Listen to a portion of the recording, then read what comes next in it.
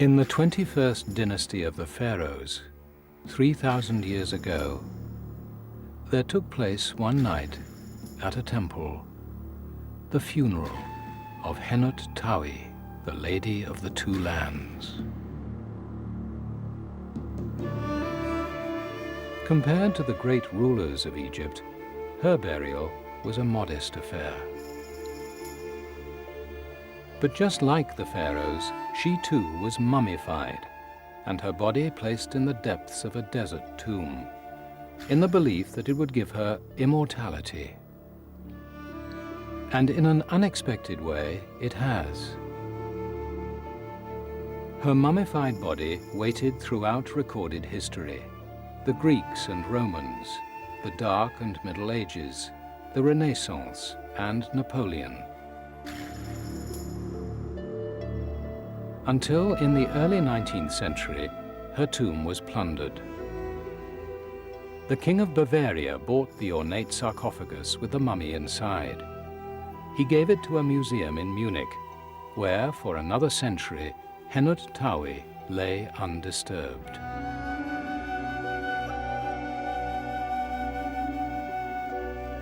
Then, 4 years ago, a German scientist, Dr. Svetla Balabanova, made a discovery which was to baffle Egyptologists and call into question whole areas of science, from archaeology to chemistry and botany. She discovered that the body of Henut Tawi contained large quantities of cocaine and nicotine.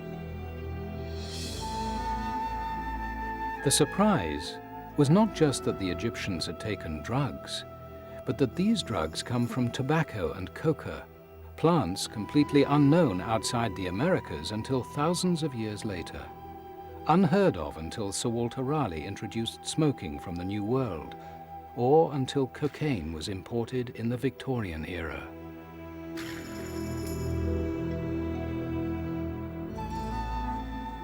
It was seemingly impossible for the ancient Egyptians to get hold of these substances. And so began the mystery of the cocaine mummies.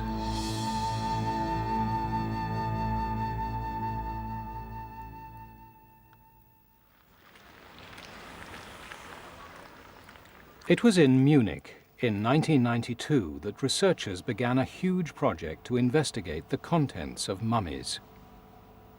When, as part of their study, they wanted to test for drugs, it was no surprise that they turned to toxicologist Dr. Svetla Balabanova for help.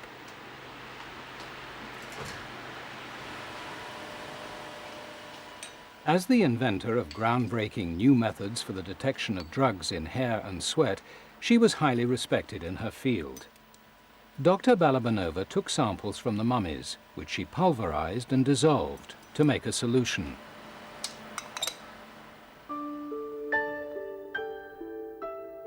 As she had done countless times before, she ran the samples through a system which uses antibodies to detect the presence of drugs and other substances. Then, as a backup, the samples were put through the GCMS machine, which can accurately identify substances by determining their molecular weight.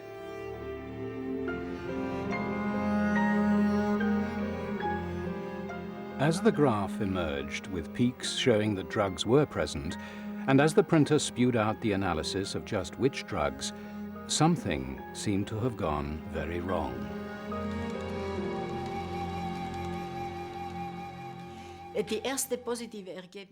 The first positive results, of course, were a shock for me. I had not expected to find nicotine and cocaine, but that's what happened. I was absolutely sure it must be a mistake.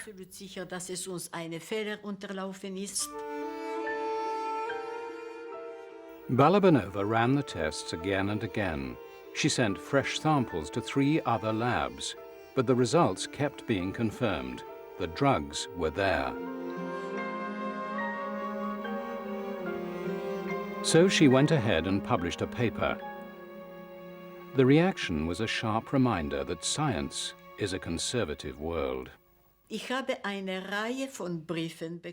I got a pile of letters that were almost threatening, insulting letters saying that all this was nonsense, that I was fantasizing, that it was quite impossible because it was proven that before Columbus these plants were not found anywhere in the world apart from America. Nirgendwo in den ganzen Welt außer Amerika vorhanden waren. From toxicologists to anthropologists, everyone thought the same thing. The first thing you'd think of is that it's just mad. It's wrong. There's contamination present. Maybe there's fraud present of some kind, but you don't think that cocaine can actually be present in an Egyptian mummy. Yet Balabanova herself had been worried about contamination. First, she checked all the lab equipment. But being a forensic toxicologist, that wasn't all she did.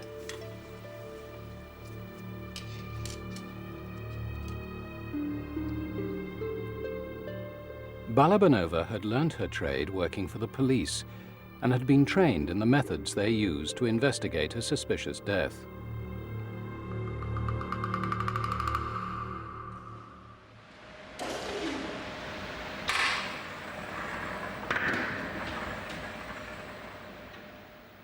She had been taught how vital it is when an autopsy is carried out to know whether the dead person has consumed or been given any drugs or poisons.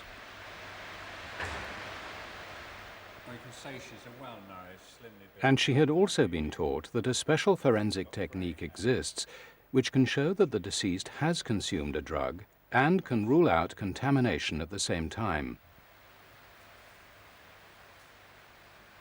So, anxious to ensure that her tests on the mummies were beyond reproach, she used this very technique.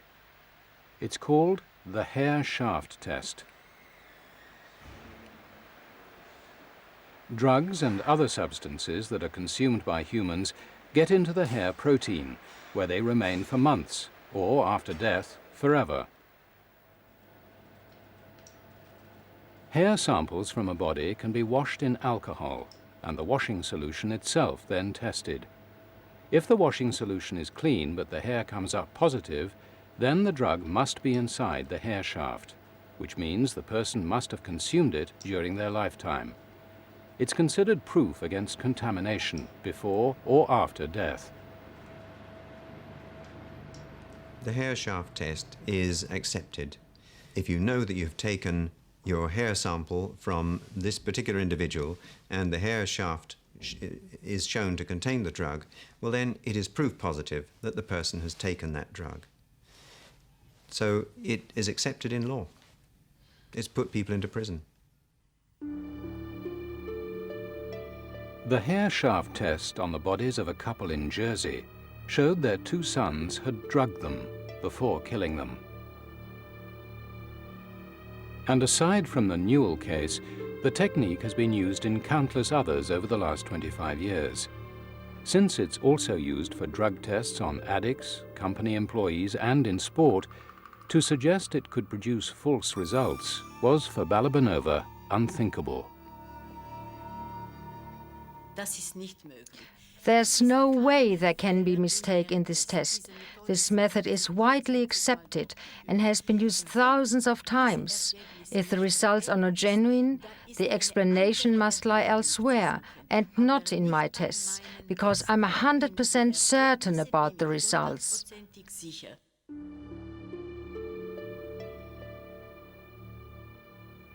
If the fault was not in the tests, what else could lie behind the impossibility of mummies containing drugs from the plants coca and tobacco, from a continent not discovered until over 1,000 years after the end of the Egyptian civilization?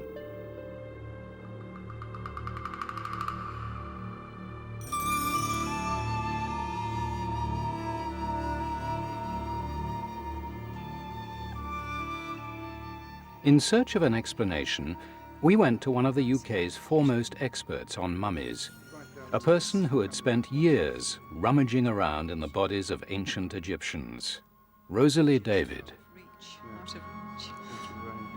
When I was first informed that cocaine had been found in Egyptian mummies, I was absolutely astounded. It seemed quite impossible that this should be the case. Skeptical of Balabanova's results, Rosalie David decided to get some samples from her own mummies and have them tested, especially for equinox. They're so tightly fixed to the... What we're going to do is to provide tissue samples and a hair sample from a number of mummies in the Manchester Museum collection. I should be very surprised to find that they had cocaine in them. It looks almost, yeah.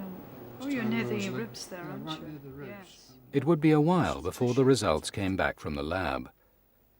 Rosalie David's motive was not only to get an independent check on Balabanova's methods, she also wanted to run the same tests but on different mummies. Yes. There we go. For she had more than one idea about how Balabanova could have got a misleading result. I think there were two ideas which sprang immediately to mind. One was that possibly something in the tests could give a false result. And the second was that possibly the mummies that had been tested were not truly ancient Egyptian, that they could be some of these false, relatively modern mummies, and so the traces of cocaine could be in those individuals.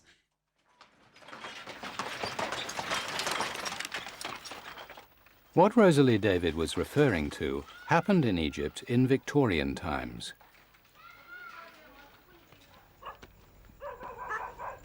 It was a gruesome operation to supply the antique dealers of Luxor.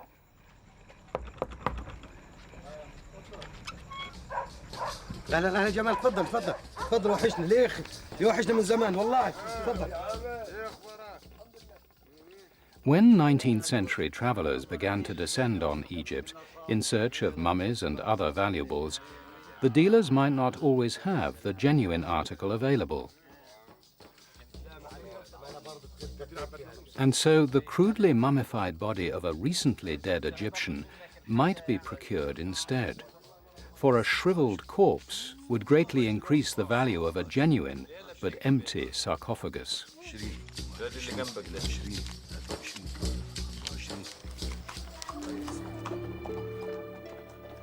Sometimes collectors would buy only limbs or other mummified spare parts. These are doubly suspect, for the trade in fake mummies, particularly separate heads and limbs, has an even older origin. Eating the flesh of mummies was a common 16th century practice in Europe. People believed the mummies contained a black tar called bitumen, and so thought powder made from the ground-up bodies would cure various illnesses.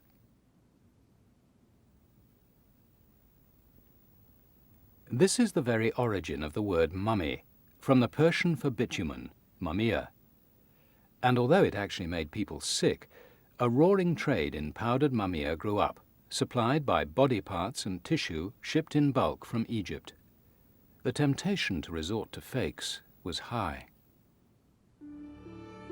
Very soon, the demand outstripped the supply, and certainly in the 16th century, a French physician undertook a study of this trade, and he found that in fact they were burying the bodies of convicted criminals in the sand. They were producing mummies, and these then became a source for the medicinal ingredient.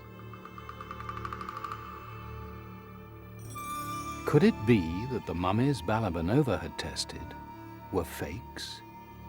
Carbon dating on mummies often produces incorrect results, so archaeologists rely on the provenance, knowing what tomb and excavation the mummy comes from, and on examining the mummification techniques.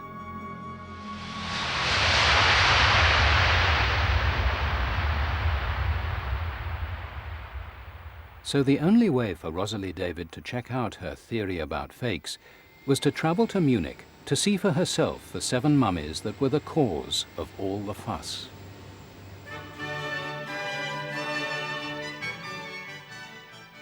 The Munich mummies, as they are known, belong to the city's Egyptian Museum, which is housed in the old palace of King Ludwig I of Bavaria, who started the collection.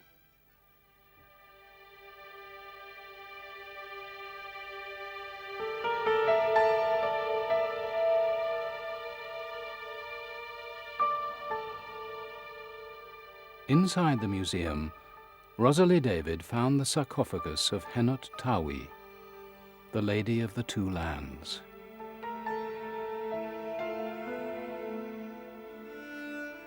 She discovered from the museum catalogue that the coffin was bought by King Ludwig from an English traveller called Dodwell in 1845.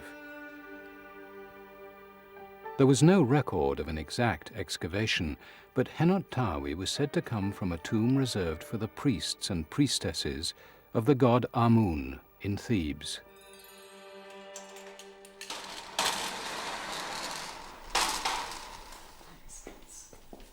But while being shown the other coffins, Rosalie David discovered that apart from Henot Tawi, most of the Munich mummies are of unknown origin, and some of the tested mummies turned out to be only detached heads. According to the museum, research had revealed inscriptions, amulets, and complex embalming methods which they claimed proved the mummies were ancient. The investigation shows clearly that the Munich mummies are real Egyptian mummies, no fakes, no modern mummies. They come from ancient Egypt. The obvious way to prove this was to show the mummies to Rosalie David, but all the museum would let her see were empty sarcophagi. On grounds of religious respects, we don't show the mummies here in our galleries. That's one point. And the other is that we don't allow to film the mummies and to show them on TV. This wasn't always so, for the mummies had already been shown on television. But this German film announcing Balabanova's results had caused more than a little fuss. And so now, even though giving access might defeat the accusation of harboring bogus mummies, it seemed the museum wanted nothing more to do with research they politely pointed out was far from respectable. It's not absolutely proven, and I think it's not absolutely scientifically correct.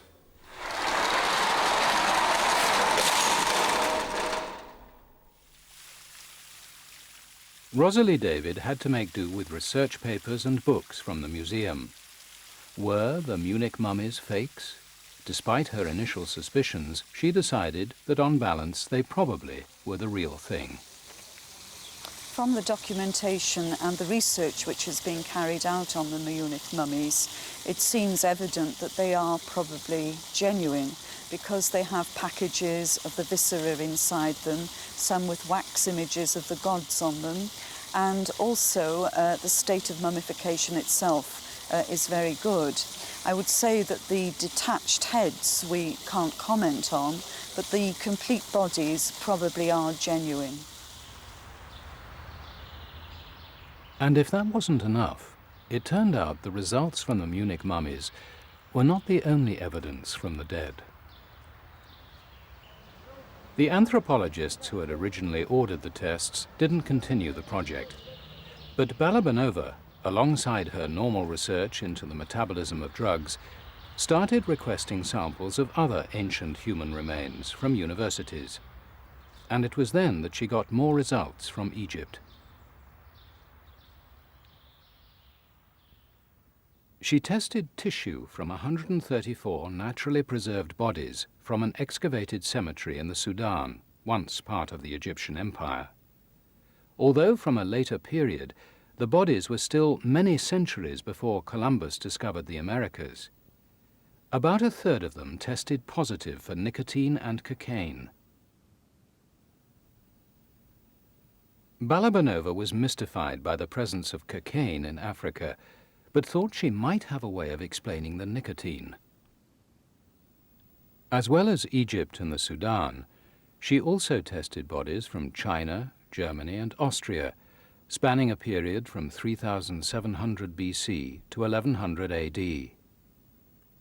A percentage of the bodies from all these other regions also contained nicotine.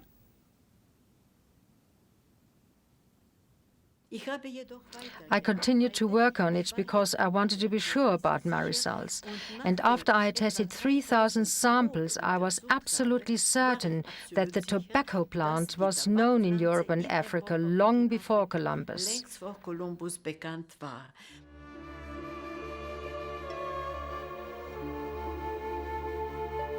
Far from being solved, the mystery that began in Egypt was spreading. Balabanova was suggesting that an unknown type of tobacco had grown in Africa, Europe and Asia thousands of years ago. But every schoolchild knows that tobacco was discovered in the New World. She was asking for a substantial slice of botany and history to be completely rewritten. Would anyone back her up?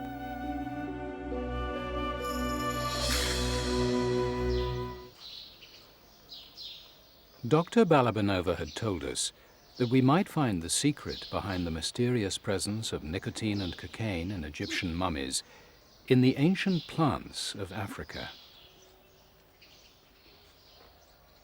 Perhaps there had been drug plants which the Egyptians used, but which vanished along with their civilization. This led to a much more basic question. Were the Egyptians, the great pharaohs and pyramid builders, really users and abusers of drugs?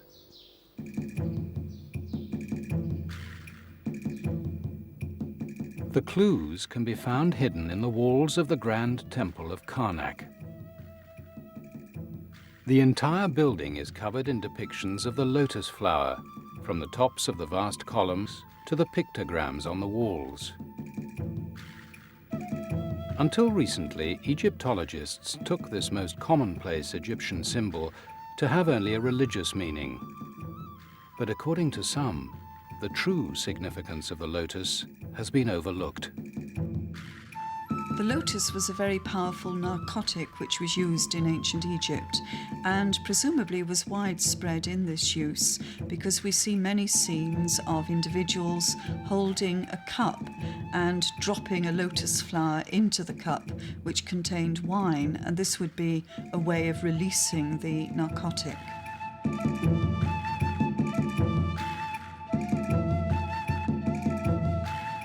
The ancient Egyptians certainly used drugs. As well as lotus, they had mandrake and cannabis, and there is a strong suggestion that they also used opium. So although it is very surprising to find cocaine in mummies, the other elements were certainly in use.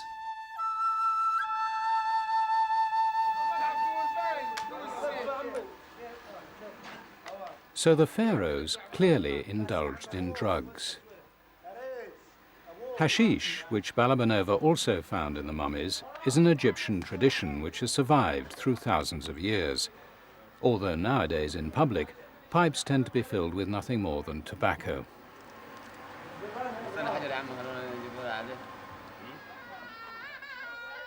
By contrast, the narcotic blue lotus flower, once so essential at parties, is now on the verge of extinction. And if it could disappear, why not other drug plants? We decided to pursue Balabanova's unusual theory that an ancient species of tobacco might once have grown in the Old World.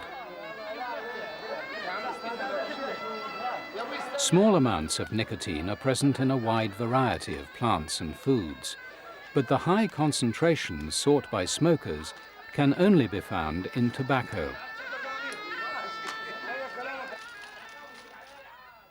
The idea of a lost species came to Balabanova because the concentrations in the bodies from Asia and Europe were similar to modern-day smokers. But one thing had puzzled her. At 35 times the dose for smokers, the amounts she found in Egyptian mummies were potentially lethal.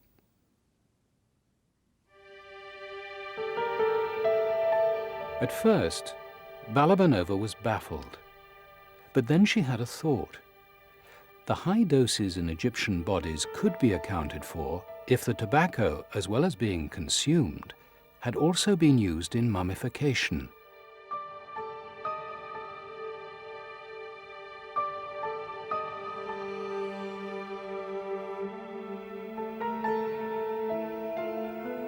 Over their 3,000-year history, the Egyptian priests kept the recipes of spices and herbs used to preserve the thousands of people and millions of animals they mummified, a closely guarded secret. The high levels of nicotine in tobacco can kill bacteria. Could it have been one of their secrets?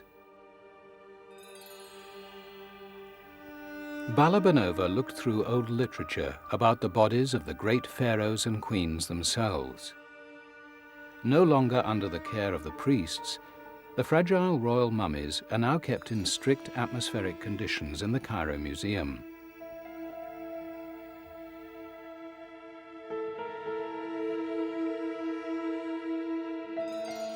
But Balabanova discovered a story from the days when scientists could still tamper with them. A story that had almost been forgotten.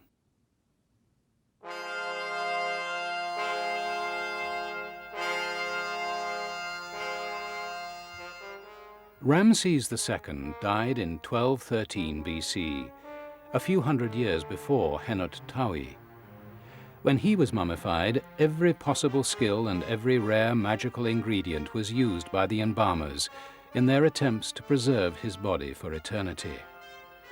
For where Henut Tawi was only a priestess, Ramses was arguably the mightiest of all the pharaohs.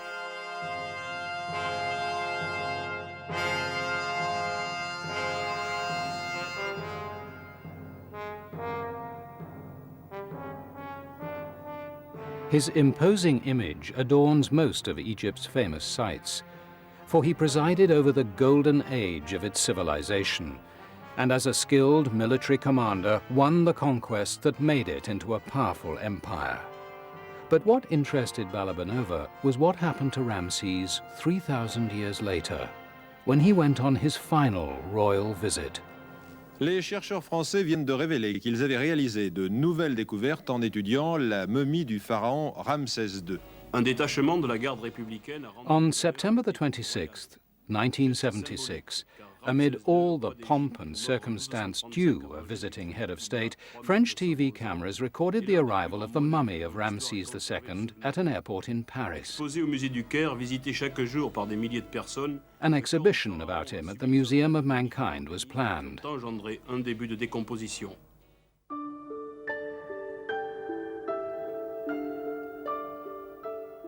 But the body was found to be badly deteriorated, and so a battery of scientists set about trying to repair the damage.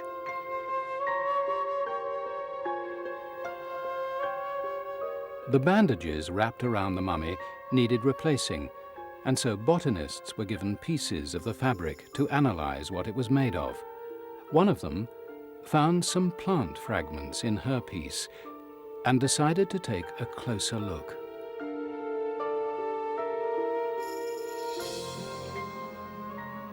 Emerging on the slide, according to her experience, were the unmistakable features, the tiny crystals and filaments, of a plant that couldn't possibly be there. I prepared the slides, I put them under the microscope, and what did I see? Tobacco. I said to myself, that's just not possible, I must be dreaming. The Egyptians didn't have tobacco. It was brought from South America at the time of Christopher Columbus. I looked again, and I tried to get a better view, and I thought, well, it's only a first analysis. I worked feverishly and I forgot to have lunch that day, but I kept getting the same result.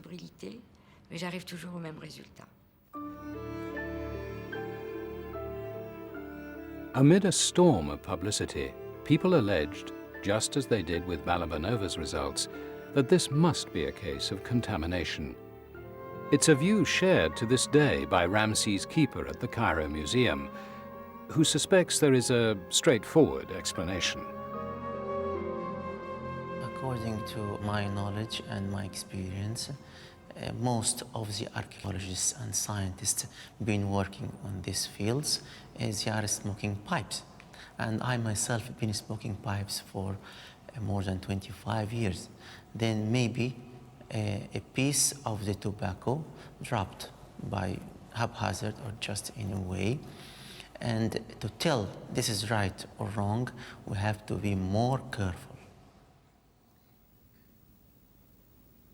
To combat the allegations of careless smoking, Michel Lescaut extracted new samples from deep inside the abdomen of the mummy and took care to document the fact with photographs. And as far as she was concerned, these samples again gave the same result: tobacco.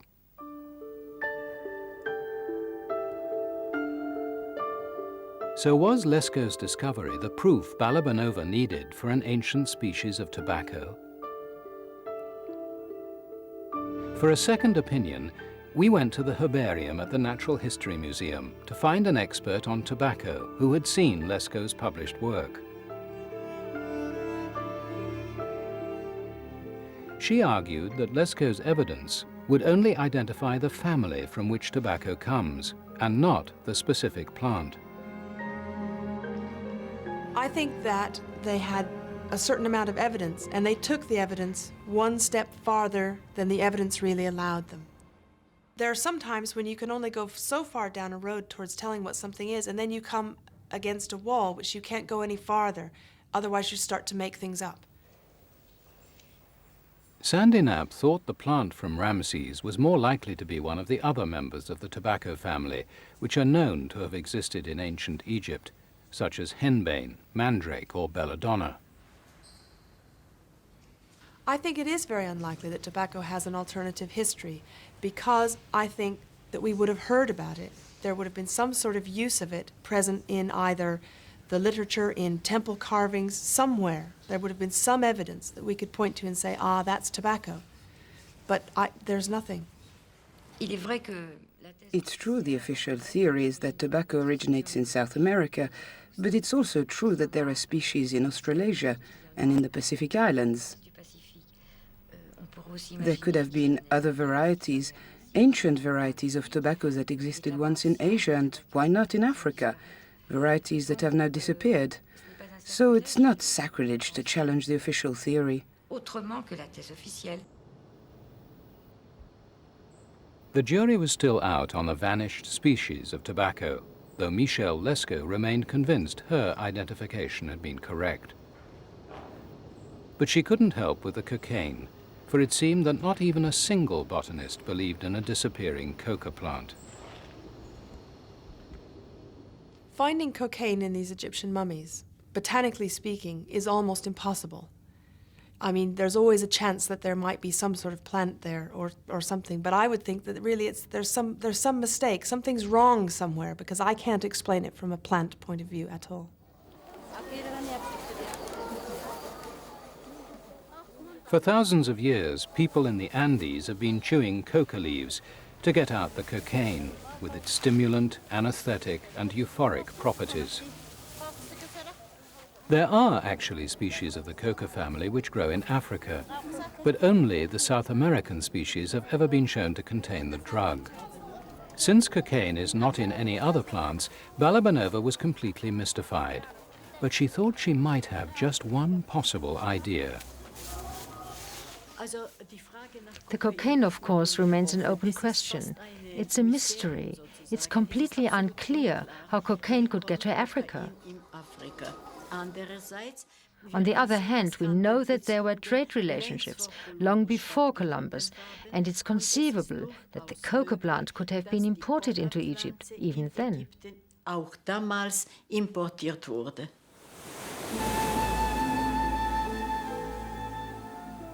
An ancient Egyptian drug trade stretching all the way across the Atlantic Ocean.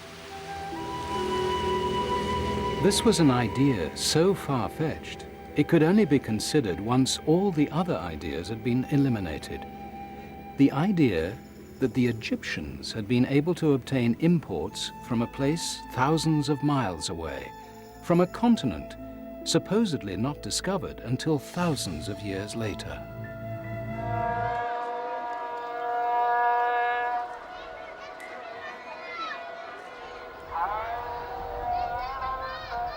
Was it possible that coca, a plant from South America, had been finding its way into Egypt 3,000 years ago?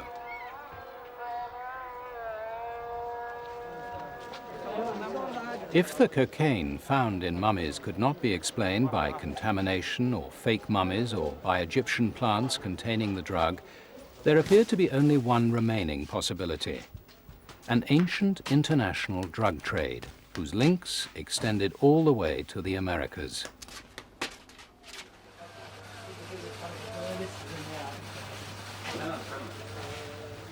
To obtain incense, myrrh, and other valuable plants used in religious ceremonies and herbal medicines, it's true, the Egyptians were prepared to go to great lengths.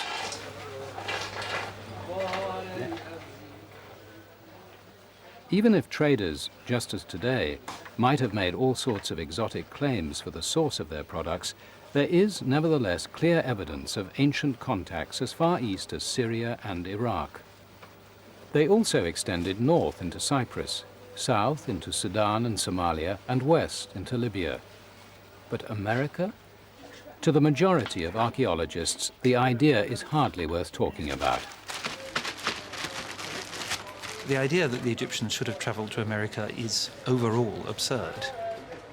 I don't know of anyone who is professionally employed as an Egyptologist or anthropologist or archaeologist who seriously believes in any of these possibilities, and I also don't know anyone who spends time doing research in these areas, because they're not perceived to be areas that have any real meaning for the subjects. But on the other side of the Atlantic Ocean, where the moving current of the Gulf Stream arrives in Mexico directly from the west coast of Africa, there is a professionally employed anthropologist who does seriously believe in such possibilities. I think there is good evidence that there was both transatlantic and trans-Pacific travel before Columbus. When you try to talk about transoceanic contact, people that are standard archaeologists get very skittish, and they want to change the subject or move away. Sometimes you see suddenly see a friend across the room. They don't want to pursue the subject at all. They seem to feel it's some kind of contagious, horrible disease they don't want to touch, or it will bring disaster to them. Why was the mere contemplation of voyages before Columbus or the Viking crossings to America thought to be some sort of curse?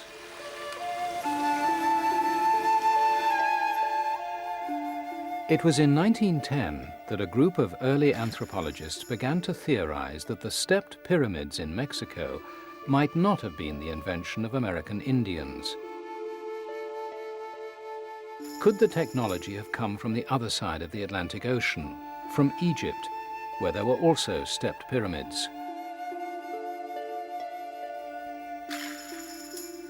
After spotting other transatlantic similarities, these anthropologists began to argue that all civilization was invented in Egypt, and later handed down to what they regarded as more primitive societies. The implication that Old World culture was superior was thought acceptable at that time.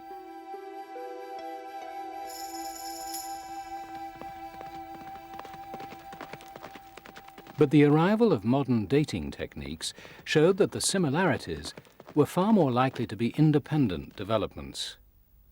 For example, the Egyptians turned out to have abandoned pyramids with steps in favor of smooth ones 2,000 years before the first stepped pyramids occur in the Americas. What's more, the suggestion that American Indians couldn't build their own civilizations became highly unpopular. Despite a brief revival in the 1970s, when anthropologist Thor Heyerdahl crossed the Atlantic on a primitive reed boat, research into ancient contacts with America was frowned on, even if now unconnected with theories of cultural superiority.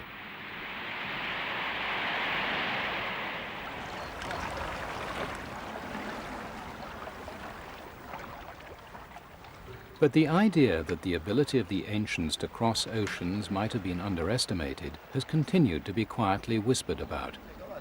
And over the years, evidence has grown, which suggests it might be time to look again at such voyages.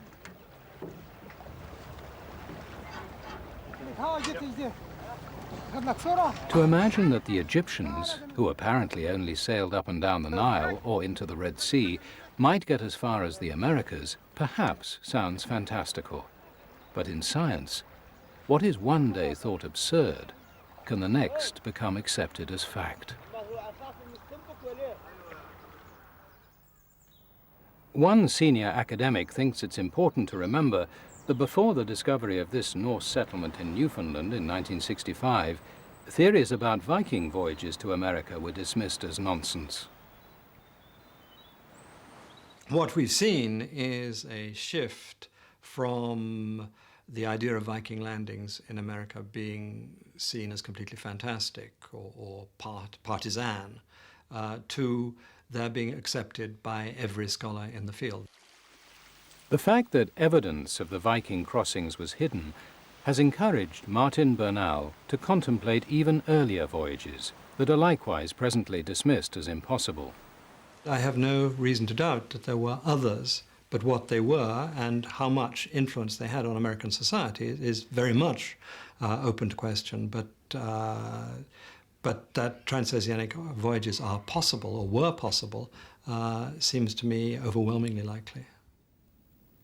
A likelihood Bernal believes is reinforced by some Roman jars found in 1975 in a place called the Bay of Jars in Brazil. It's been suggested a Roman galley could be buried under the sea, but the interpretation of such finds is heavily disputed. But they would fit the possibility that there was the odd ship that, by mistake, ended up on the other side of the Atlantic. What they're not going to fit is the idea of sustained two-way contact, because there is a huge amount of historical evidence from the Roman world, and there is nothing whatever that suggests that such contact existed. They can't have been planted because the bay was known as the Bay of Jars since the 18th century, so that Roman jars have been turning up. And this links up with indirect Roman documentary evidence of contact. The Bay of Jars is only one of several oddities claimed as evidence of transatlantic contacts. Also in Brazil is an inscription said to be in an ancient Mediterranean language. Meanwhile, in Mexico, there are 3,000-year-old figurines with beards, a feature unknown in Native Americans of the region. Plus colossal statues that are said to look African. And an apparent picture of a pineapple, an American fruit, has been found in Pompeii.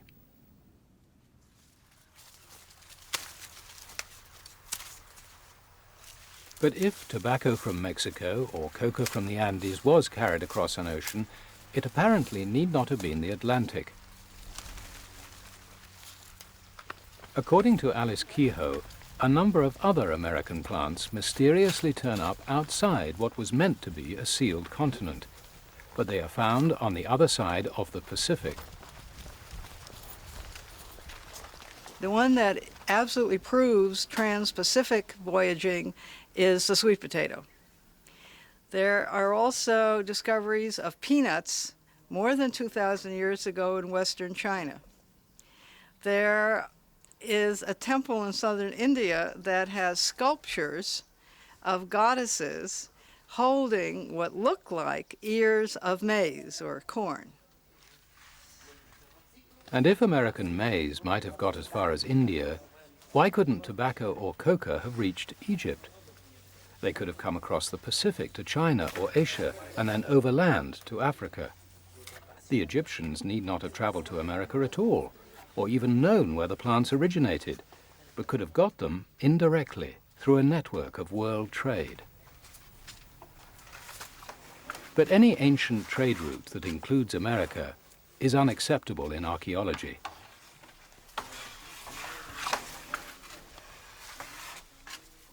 I don't think it's at all likely that there was an ancient trade network with America. The essential problem with any such idea is that there are no artifacts to back it up that have been found either in Europe or in America, and I know that people produce examples of possible things, but they're really very implausible. Yet the recent discovery of minute strands of silk in the hair of a mummy from Luxor could suggest trade stretching from Egypt to the Pacific. For silk at this time is only known to have been made in China. Martin Bernal argues that it would be a pity to replace earlier cultural arrogance with an arrogant belief in progress. We're getting more and more evidence of world trade at an earlier stage. I mean, you have the Chinese silk definitely arriving in Egypt by 1000 BC. I think there's been a tendency for modern scholars to believe rigidly in progress, and the idea that you could only have a worldwide trading network from the 18th century on is part of our own temporal arrogance, that it's only modern people who can do these things.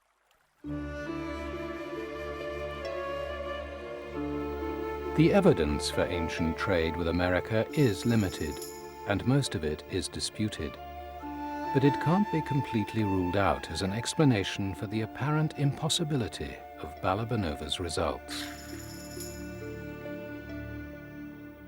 Results that at first seemed so absurd, many thought they would be explained away by a simple story of a botch-up in a lab.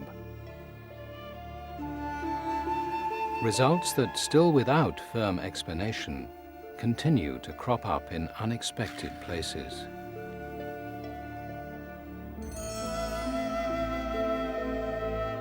For in Manchester, the mummies under the care of Rosalie David, the Egyptologist once so sure Balabanova had made a mistake, produced some odd results of their own.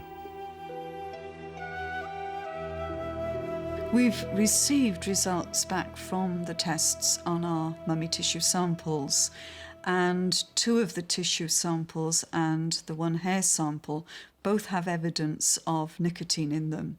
And I'm really very surprised at this. The results of the tests on the Manchester mummies have made me very happy. After all these years of being accused of producing false results, contaminated results, and things like that. So I was delighted to hear that nicotine was found in these mummies, and very, very happy to have this enormous confirmation of my work.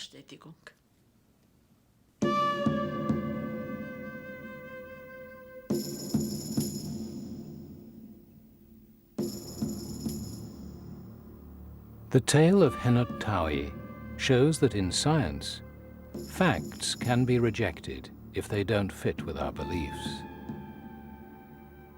while what is believed proven may actually be uncertain.